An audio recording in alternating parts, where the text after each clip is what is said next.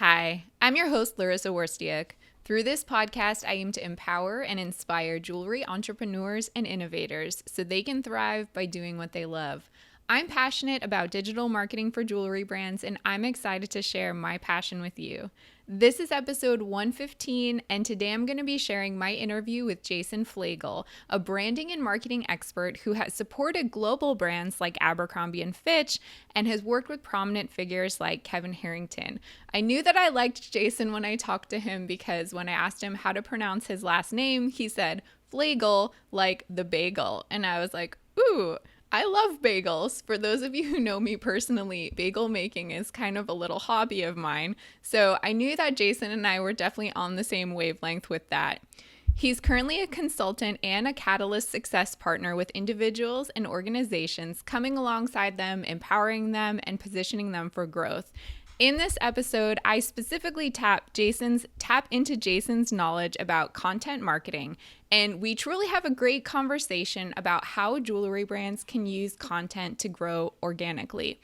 One really exciting thing I want to share with you is Jason offered his time to do a follow-up episode. So if you have any questions that come up while you're listening to this episode and you want to get my feedback and Jason's feedback on a follow-up episode, you can visit joya.com/ask,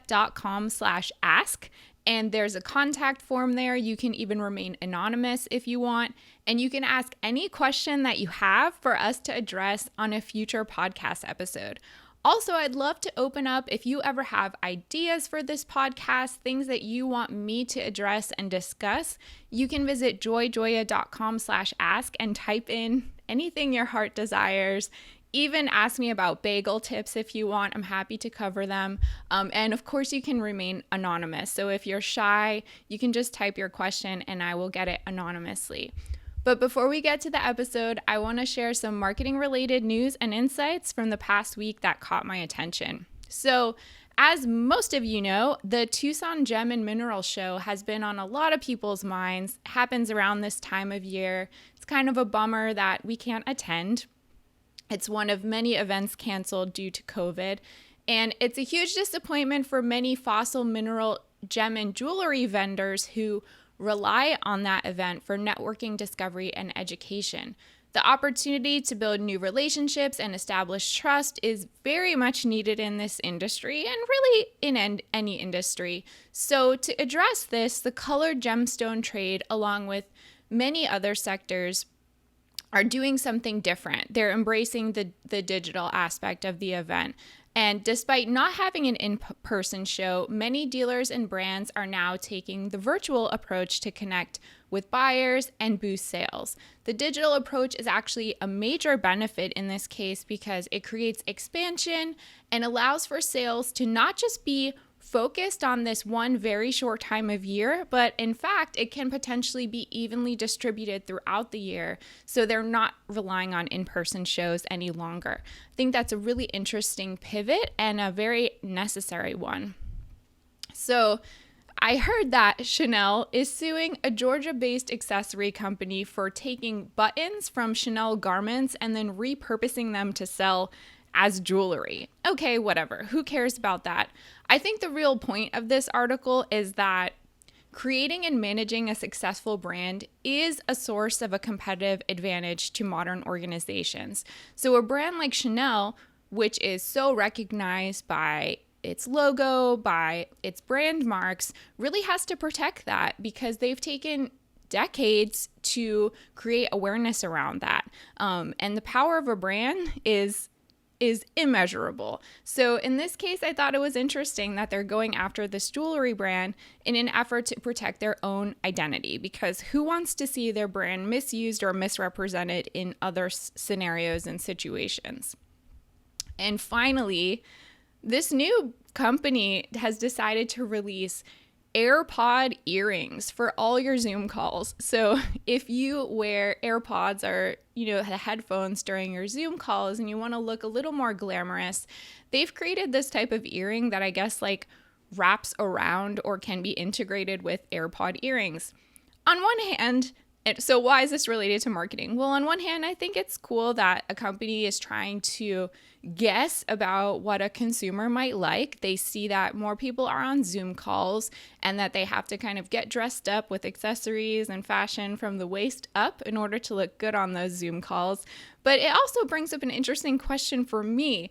Is this actually something a customer wants? So knowing your customers, creating products that your customers will love is really the mark of a successful brand. So I personally don't know this company. I don't know how much market research they've done around the demand for something like this.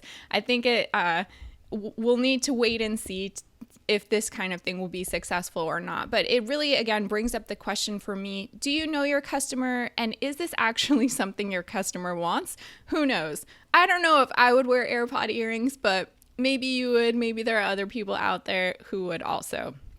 Anyway, if you want to get the links to the articles I share in this segment of the podcast, you can always sign up for my email newsletter by visiting joyjoya.com/sign up, and you'll get a digest with the links every time a new episode drops. Okay, let's get to my interview with Jason. So Jason, thanks so much for coming on the podcast. I would love if you could share a little bit of your background in marketing and explain to the listeners, how did you first get into the marketing field? Yeah, for sure. Well, thank you, Larissa. It's great to be here with you and the listeners too. I'm so excited about this opportunity, really excited about this discussion too, because this is something I know, Larissa, you and we were talking offline. I had just worked with a jewelry brand to do some digital marketing. So very timely conversation. But yeah, a little bit about me. I did background in biology, medicine, actually. So was accepted into medical school, dental school, which is a complete 180 from what I'm doing now. But long story short, while I was in college, I actually just started working for nonprofit organizations, small businesses, and just saw I had this kind of skill to apply my research background and my education and see oh, they're struggling with these kinds of things. Well, let's just research what other people are doing that are maybe in a better spot, and let's reverse engineer it and apply it to that company. So I actually got involved in working with a lot of political think tanks, nonprofits as a freshman, sophomore in college, fell in love with it, didn't go the medical route, and then basically, just taught myself all the kind of skills I needed. I got jobs. I found mentors that were in a position that I wanted to be in, and then just kind of started adding those skills to my toolbox. So everything from digital marketing, content marketing, writing, web development, all that kind of stuff. So I had the opportunity to work with Abercrombie and Fitch as an e-com developer. I've helped scale multiple digital agencies, marketing agencies, everything from sales to web development, computer programming. And then, had the opportunity to work with some pretty well-known influencers like Kevin Harrington from Shark Tank, the John Maxwell Company, the Ziegler Corporation. So yeah, my real kind of call and mission is to just serve people as much as I can, add value to them, and help them get from where they are to where they want to go in that best way possible. I love hearing about your background, and I really don't think it's super uncommon for marketers to have this kind of totally unrelated background. I Yep. was listening to this other podcast yesterday with an email marketing expert, and she was saying she went to school to study theater, but Mm, the yeah. production side of it. And she was explaining how much that production background helped her execute and consult on email marketing Oh campaigns. And yeah. I thought that was so interesting. Yeah. I mean, I think that's one of the biggest things that I don't know if it's a misconception, but I encourage people not to do a major or education in marketing, because having a diverse background or skill set allows you to look at things with a unique perspective. like me, I come from a science background. I come from a technology background with computer programming too. And now with marketing, digital marketing, I have like these kind of 3 to 4 different kinds of lenses to offer perspectives and, for different companies. Because as you know, Larissa, when you work with all these different brands, every one of them is unique. They have different challenges, but there's some commonalities there. So it's just figuring out what is the best way to serve them. Absolutely. So you mentioned like all this different background in digital marketing. What services are you currently offering brands, and what types of brands do you typically work with? Yeah, for sure. I kind of have a unique approach now. So I have multiple companies. I work with one of the best SEO agencies in the country out in Silicon Valley. But my company, specifically Catalyst Brand Group, focuses on growth. So yeah, a lot of people do websites, a lot of people do email marketing, content marketing, things like that. But I focus on the results. So, how do you use those skills, platforms, systems to actually drive growth for that company? So, most of what Catalyst does, we focus on serving companies in 3 main areas. So, their brand, helping them get really clear on who they are, understanding that hero's kind of journey. So, as the guide, the brand, how are you serving that ideal customer client and moving them along that specific journey? And then platform, building a really high quality website, mobile application, doing content marketing, the SEO, everything on there, again, that drives growth connected to that unique brand identity.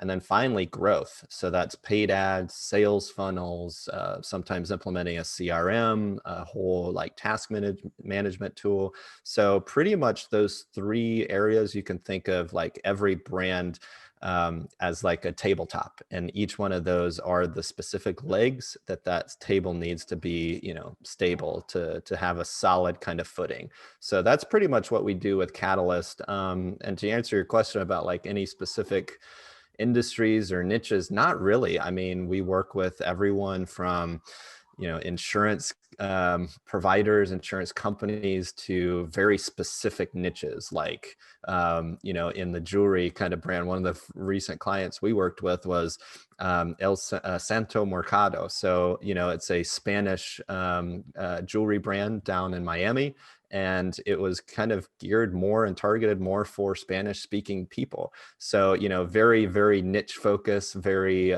specific focus on who they were trying to serve. So any kind of industry, and all kind of levels. We work with startup brands all the way up to enterprise level clients. Great. I was actually, you kind of just answered the next question that I had, but I'm really interested in the concept of growth marketing because I feel like perhaps not all brands are maybe ready for that stage, but it sounds like from what you're saying, you kind of help them lay the foundation to Mhm. get there. Yeah. Do you like turn down clients? Are there certain brands that you think are better prepared or positioned for that growth than others? What are your thoughts about that?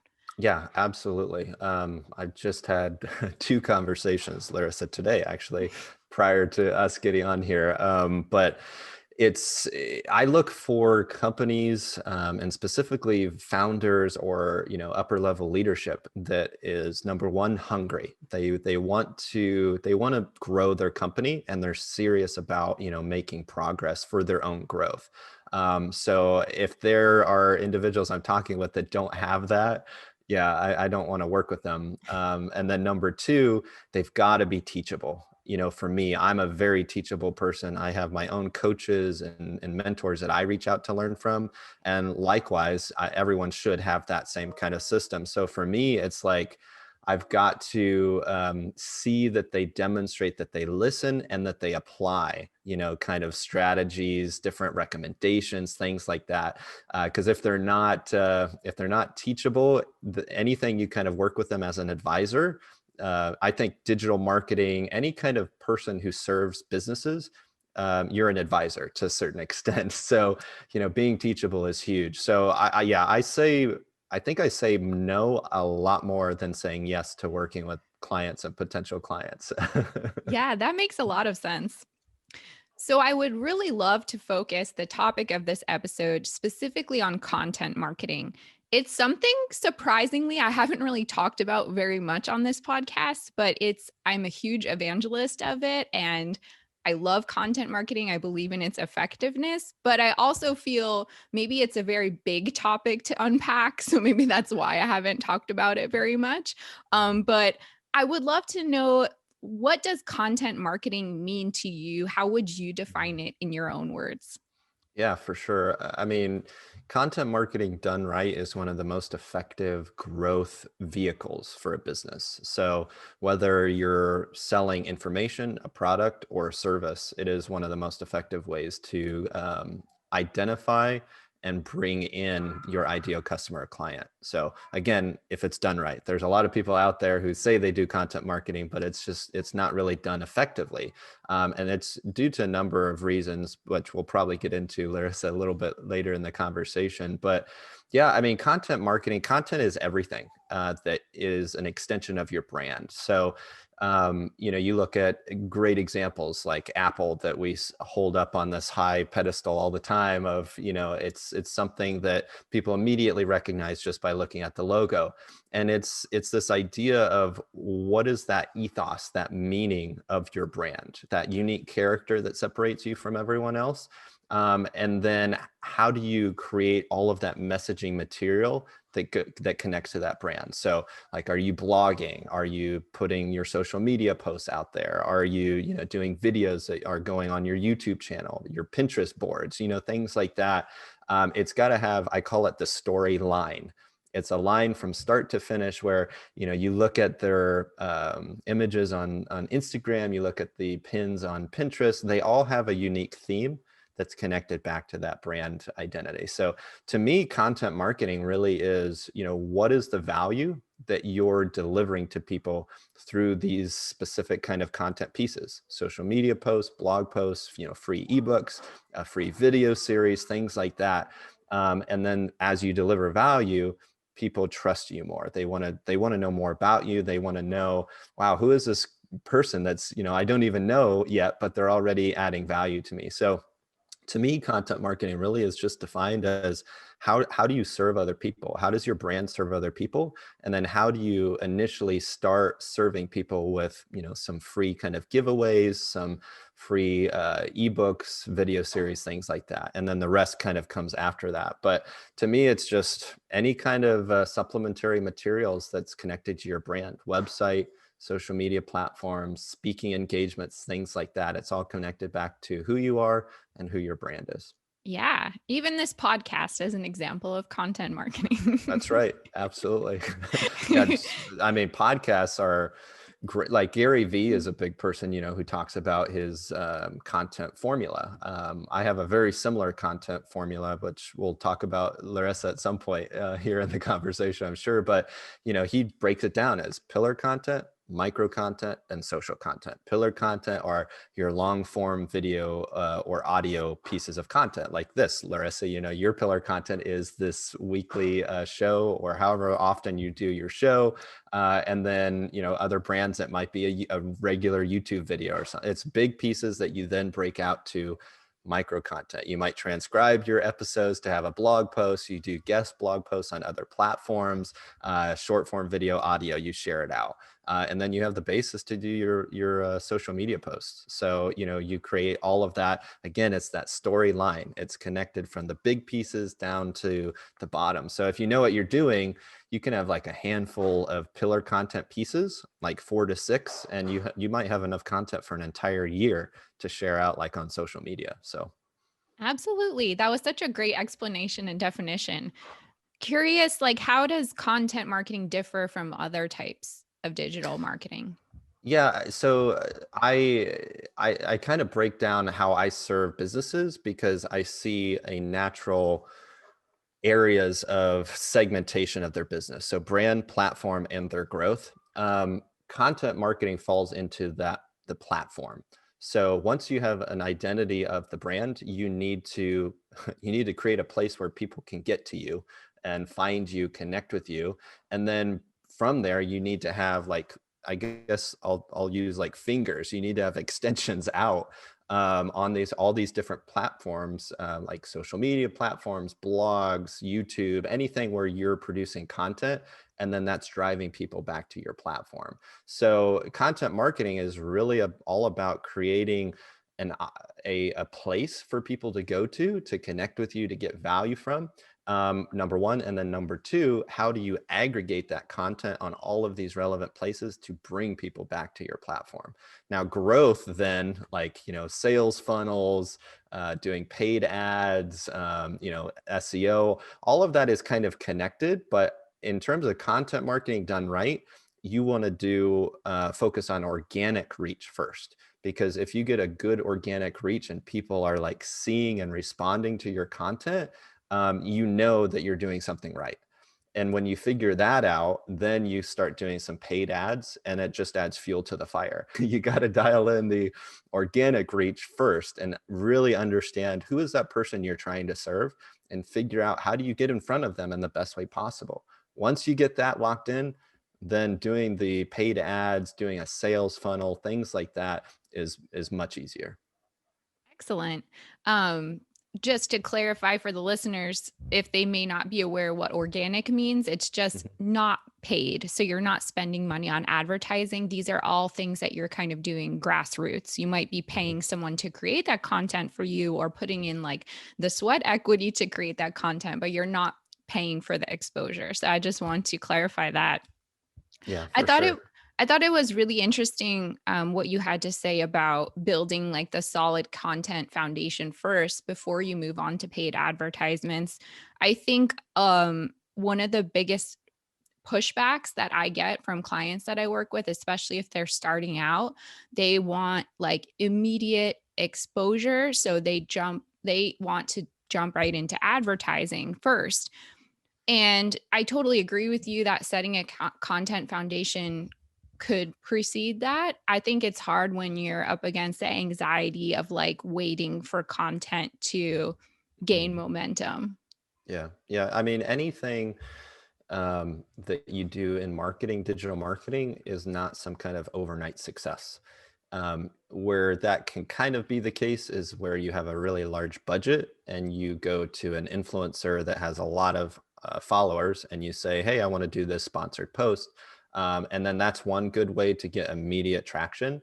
But again, if your website is not optimized, if your social media platforms are not optimized, it's just going to be not as effective, because people are going to look like, oh, this influencer is promoting this. Let's go check out their website. Let's go start to search it, search their products or services. And in that case, they're going to look at it and like, oh, this is not a trustworthy brand, because they don't have, all of the kind of pillars that you need to have with a good website. Again, really effective branded content with images, text, blog posts, that kind of thing. To Yeah. your point of like, overnight kind of success and people rushing into doing content marketing or doing paid ads, I think educating the business owner that, things, success takes preparation. In most cases where I've seen really a lot of success in organic content marketing. So yeah, Larissa, you mentioned that's not paid content marketing. And then also paid content marketing, doing paid advertising and putting ad dollars behind something. It's usually a 3 to 6 month process of seeing some results. Some things I can get some results much quicker, like a month or two, but it's usually when I'm jumping in where something's already created, like there's a website that's already created, and we just need to optimize it. So yeah, to your point, it's kind of starting out educating people on just what does this industry really look like, and what does it take, to be successful. One of the brands I work with now is a deep learning computer manufacturer. I do content marketing for them, which is not, your audience here, Larissa, at all. But I'm just making this to illustrate a point. They have a very unique audience, but we have dialed in the process over about a year, 2 years actually, of what it took to connect with their ideal audience. And now it's 200 to 300,000 monthly site visitors just from organic traffic. That's people searching, typing in Google, no paid ads, nothing. So it can be done really, really well. Again, it just is not something that, is an overnight success kind of Yeah, thing. I'm so glad you clarified the timeline of that. I was going to ask you about that too. I think people, especially in e-commerce, it's so easy to set up a store. I mean, it's not going Mhm. to be like the most amazing store, but you can sign up for a Shopify account today, put your products up, and like think that all of a Yep. sudden you're going to start selling. But the reality is, especially if you're on a limited budget and you're kind of taking this approach that you're describing, it's going to take months. Hmm. However, if you are consistent and committed to it, and I do believe this, like you're saying, eventually you are going to attract the right customer. It's just a waiting game and a commitment that I find a lot of people Yep. don't have, to be honest with you. Yeah, that's right. Well, the if I may, Larissa, the best results that you can generate if you're going for a quick kind of action project. I did this for a ecom brand I worked with. I implemented three main things. I implemented an exit intent pop-up that was 5 to 10% off the total order. So before someone would leave the site, they would get that pop-up. And all you have to do is enter your address, get 5 to 10% off your order with this coupon code. Did that, added in a hello smart bar at the top of the website, so that follows you as you scroll up and down the site. That included the same discount offer.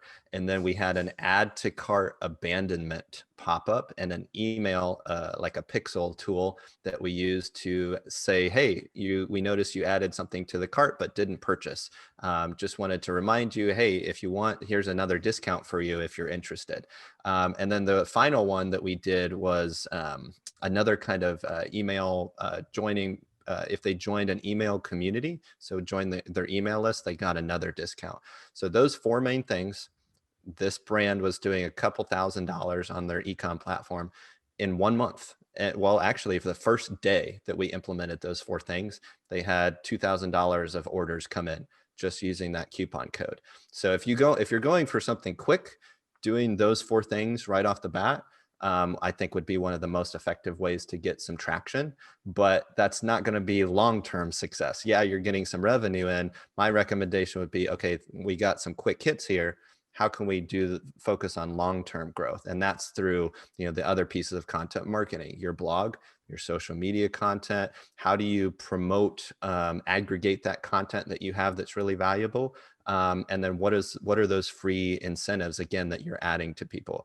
One of the most effective things, Larissa, I've seen for jewelry brands that they're using for organic content marketing are, like sizing guides for rings, for bracelets, for necklaces. They have like an interactive quiz that people can implement their email in. And because they take that quiz, they then get a discount code at that jewelry ecom platform, that store. So that's another way to get people in and convert them, if you're looking for quick sales. Yeah, those are great tips. I liked what you shared about like the exit intent, the abandoned cart. But also the trick is, I mean, you have to get people to your site first. That's right. So That's right. that's the piece in the puzzle that the content marketing plays, because Mhm. that's going to be what's attracting people to your site. So like you can have all these amazing tactics in place, but if nobody is visiting the site, it's not really going to make a difference for Yeah. you. Well, I mean, a lot of people think that you need a lot of traffic to get some traction. You don't need a lot of traffic. You just need the right traffic, and then the ability to engage with that traffic. Because starting out doing for jewelry brands, since it's so visual, doing things like Pinterest, YouTube, Instagram are probably the best routes to go. Just start producing some content on there while you do what we just talked about, Larissa, like, implement the exit pop-up intent, smart bar, things like that. And then you're going to be ready for sending people to the site.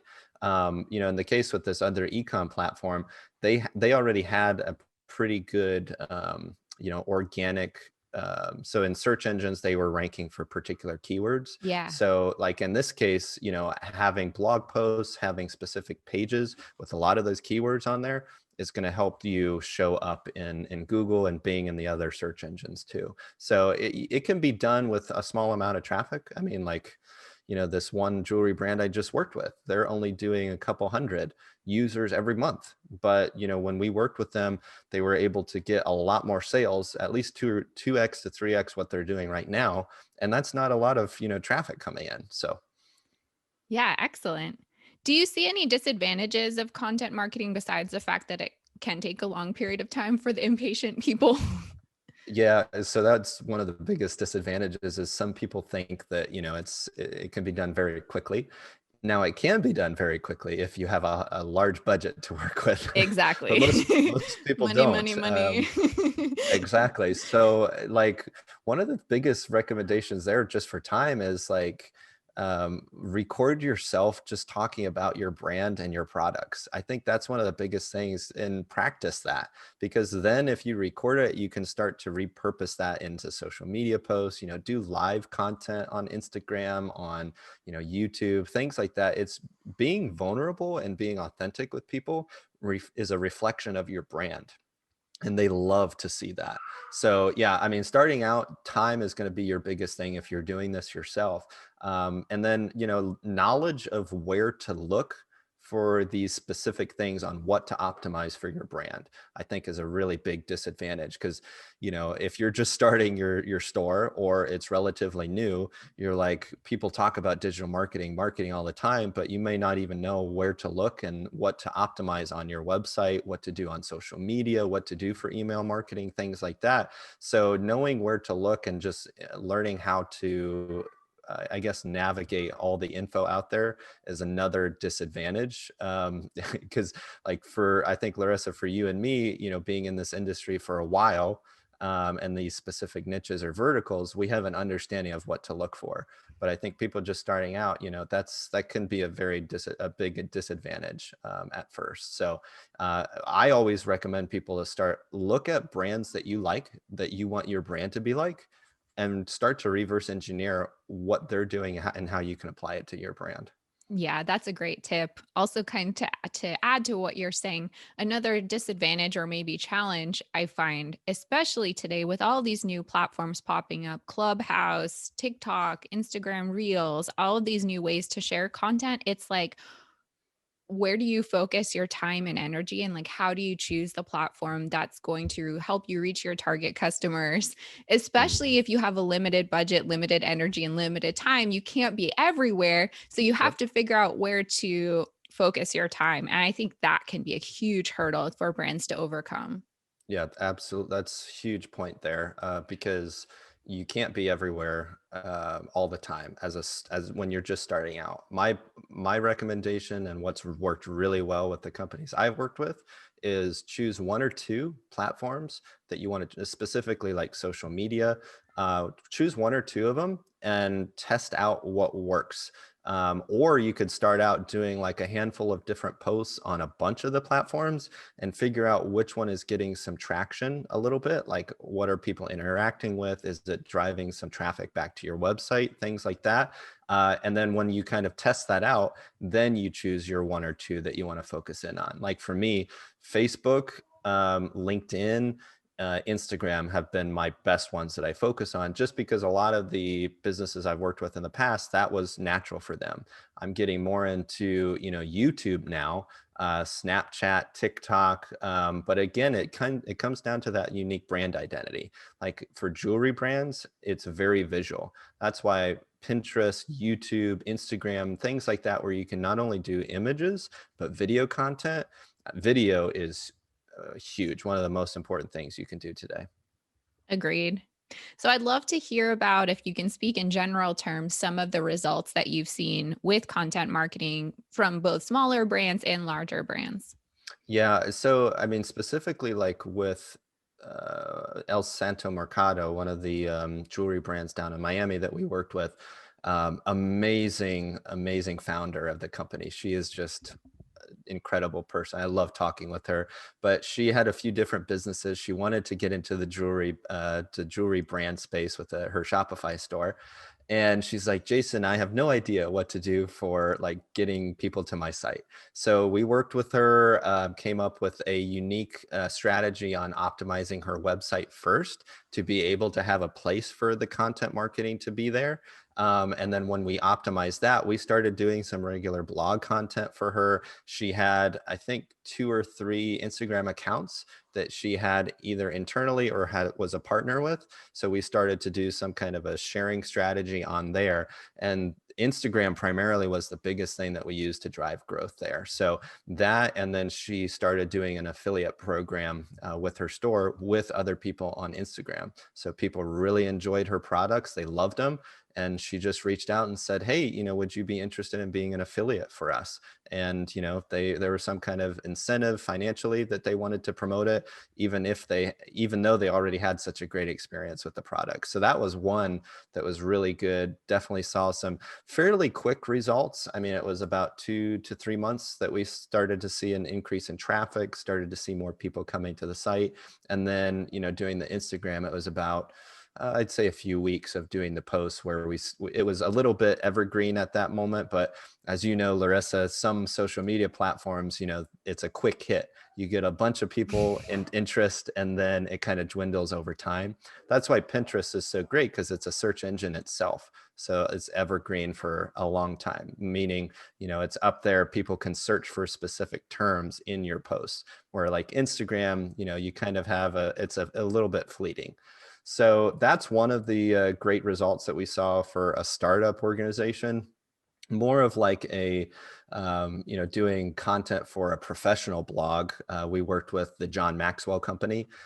So I'm sure most of you, your listeners, are familiar with John Maxwell being, the leader of leaders kind of thing, world-renowned expert in leadership development. But we specifically managed all of his blog content for their professional blog. So a lot of managers, upper-level leaders, we produced blog content from John's pillar content, which were his books, his speaking events, things like that. So we produced regular blog content and then aggregated it, shared it on all of these other platforms, like complementary blogs that were interested in the same kind of information. So that worked very, very well. I mean, couple 100,000 organic users to the site every month just from that, doing those blog posts and sharing it out. And then I mentioned the deep learning computer manufacturer. That one's one I'm super excited about. They have these amazing products, but we just do effective content marketing, really looking at who their ideal customer client is, understanding that, and then how do we create the content from what they're searching for, what they're interested in. And then I have a team of writers that I manage to create the content, because over time they were making more money from their content marketing, so they could scale up the budget, to have more people produce content. So it's like 4 to 5 blog posts every single month. As you can imagine, deep learning, it's artificial intelligence, it's machine learning, it's very, very like high level kind of like deep articles. So, Sure. it's not for everyone. But that kind of example there is, again, as you can kind of see, Larissa, the commonalities here, it's true for every brand, no matter what size you are starting out or you're a little bit more successful. It's your pillar content, your micro content, and your social content. Figuring that out and then creating the content, sharing it through that process works no matter what, no matter what level you're at. I love it. I'm getting so excited, like listening to your examples. I'm like, this is amazing. Well, I Um, mean, Larissa, one of the like Kevin Harrington, we managed his personal brand. Like if you look at his website now, that was one of the projects I led with my team. We produced all of his content. So, Kevin being on Shark Tank, being the pioneer of the As Seen on TV brand, and most of the infomercials that you saw like years ago, he was behind a lot of those. So he had a lot of content to work with. But yeah, we did the same kind of process. Our pillar content was actually a masterclass that we created. We created Secrets to Closing a Sale masterclass. We had 20 plus hours of Hollywood production quality content to work from. So this is like very high budget kind of work, but it worked because then we could repurpose it into blog. content, guest blog content, YouTube videos, things like that. And then we'd have the basis for social content. So it works at all levels. You don't need to be, a Kevin Harrington to do that. It's just obviously you can do more with a larger budget, but if you're just starting out, you can still do the same thing. It just might take a little bit longer, and you might not have as many pieces of content. You might, yeah, to your point, Larissa, you might not be on all the social media platforms. It might be on one or two starting out, but you'll still start to get results if you follow that strategy. Amazing. So you mentioned the word blog a few times, Mhm. and every time I say that word to a client or someone I'm talking to, they like look at me like I'm a crazy person because 9 times out of 10, they will tell me nobody reads anymore. What the heck is the point of a blog? And why would a jewelry brand want a blog? Like, we're not a publication, we're not a service provider, we don't like exchange information or knowledge. Like, we sell pretty things. And Mhm. I mean, I have my own answer to this question, but I would love to hear your answer. Yeah, for sure. Well, again, it's if you don't know what to look for or have seen examples of that working, you might not realize how effective it is. So blog content is really, really effective if it's done right. There's two kind of sides of the coin here. You need to create the content that's really engaging and valuable to that end reader, who wants to know that information. So you have to create the content, number one, like knowing what they're even looking for, what they want. So they might have a problem or a challenge. What's your solution that this blog post is going to, help them solve? Or they have something that they want to know more about. How can you unpack that? So product reviews, product roundups, and product roundups, like, what are the top 5 jewelry rings out there that you can buy, things like that. Those kind of blog posts are really effective. But again, it's effective if you do the authentic kind of content creation first. Then you have to optimize it for technical SEO. And usually when I say that to people who aren't familiar with it, it goes over their head because they don't know what to look for.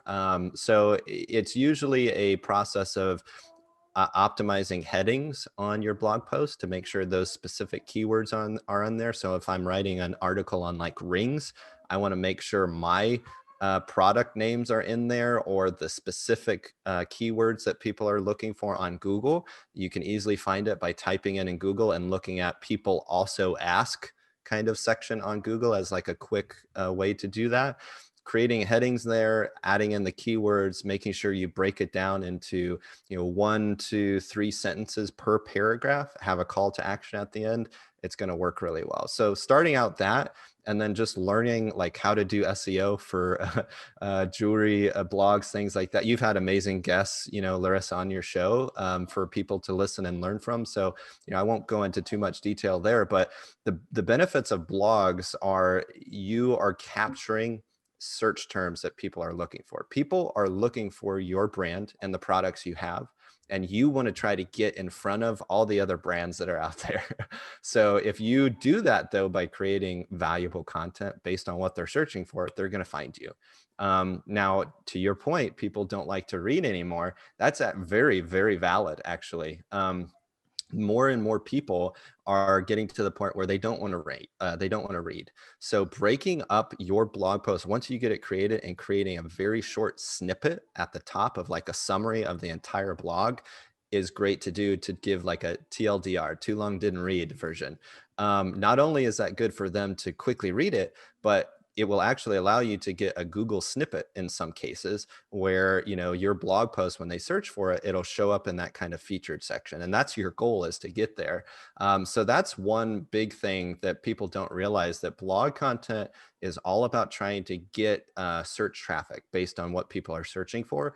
And when they read that blog, get value from it, they're going to want to know more about your company. If you give some kind of discount or something in the blog, which I highly recommend, they're going to potentially use that to purchase. So that is a huge kind of tactic that you can use right there. But the other thing I do, Larissa, is because people don't like to read, I actually will do a Loom video and that's just a software tool where you record yourself sitting in front of this your computer, and you just talk about what are the contents of this blog post. So you have the opportunity to unpack that in a video format for people who don't want to read. They can just listen to you and they see you visually. It's another really important cue because they can see your body language, they can see if you're trustworthy, that kind of thing.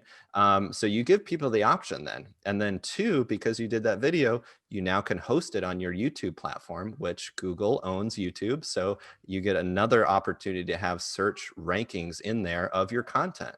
So that right there is one of the most effective ways to do a blog.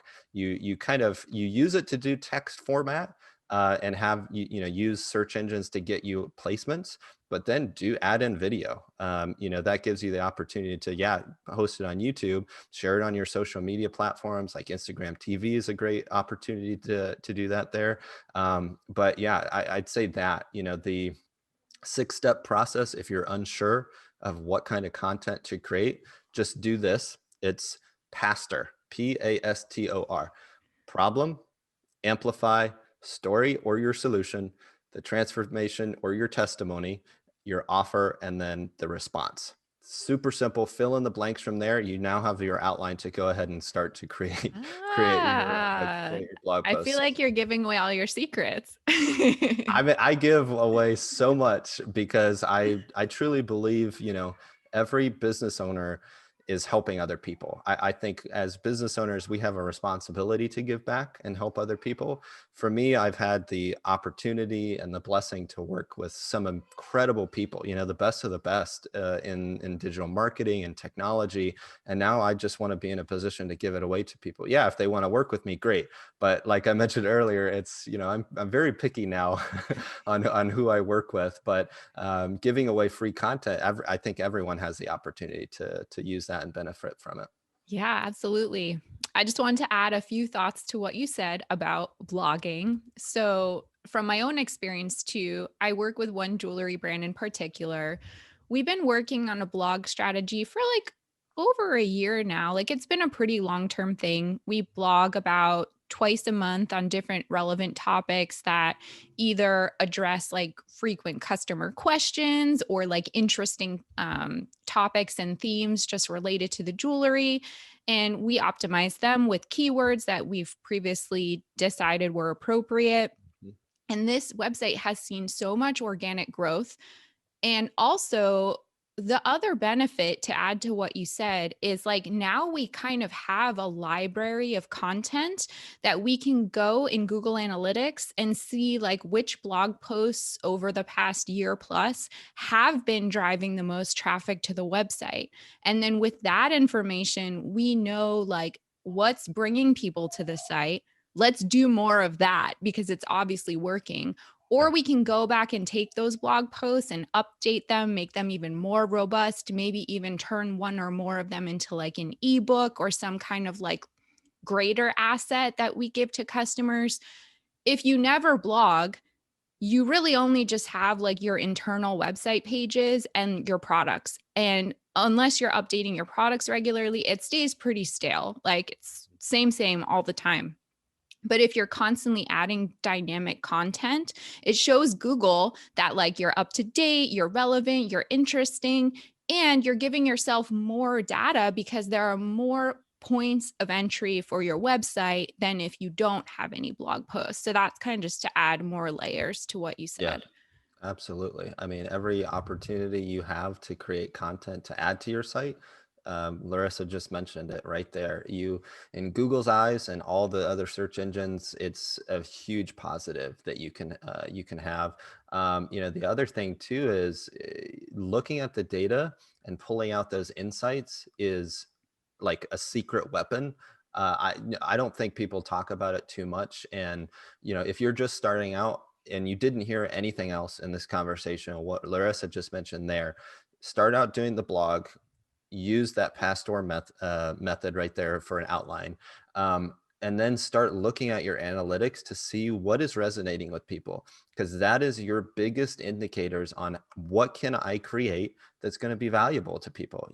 I mentioned early on in this conversation, There's like ring and sizing quizzes that some of these successful jewelry brands have.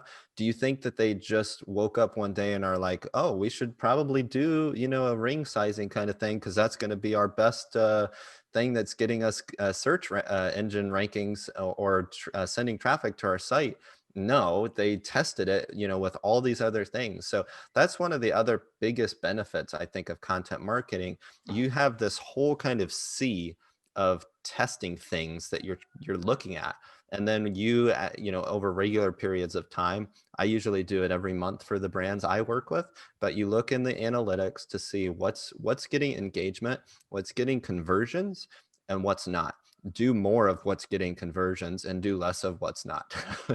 Or Yeah. if it's not getting conversions, what can you do potentially to optimize it? So Absolutely. And I mean, and that's why this stuff takes time, because you have to amass the data in order to keep making better decisions moving forward. But if you're not doing it at all, then you're not going to have any place to start. So, yep, yeah. And a lot of people think, they can wake up one day and just start doing what all the successful companies do, but you have to look at what they did at your current stage that you're in.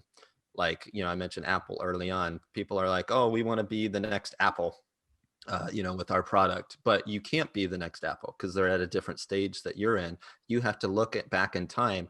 Where were they at the stage that you're in? Yes, obviously there's some different things with technology, marketing that, that worked well now or can work well now that didn't work back then, things like that. But there's usually some indicators that you can look at. What can I apply that worked well for them today?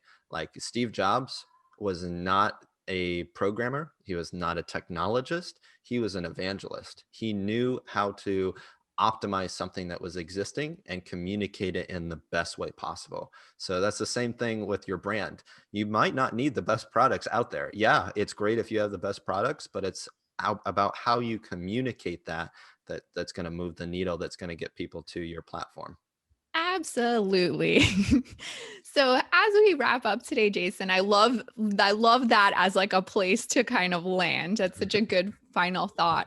Do you have anything else that we didn't talk about today? Any final thoughts that you'd like to share? How people can find you, et cetera? What's down the pike for you?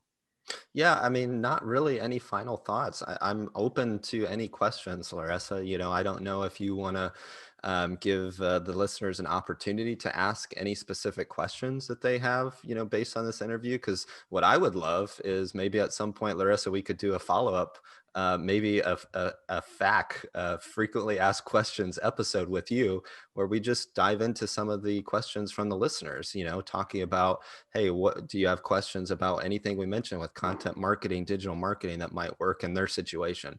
So I'd encourage that, Larissa. If you have thought about doing that or want to do it, I'd be open to that. Where people, if you have specific questions for me, you can check out my personal website. It's thejasonfleagle.com, TheJason, F as in fish, Leagle. I like to tell people it's Fleagle like a bagel.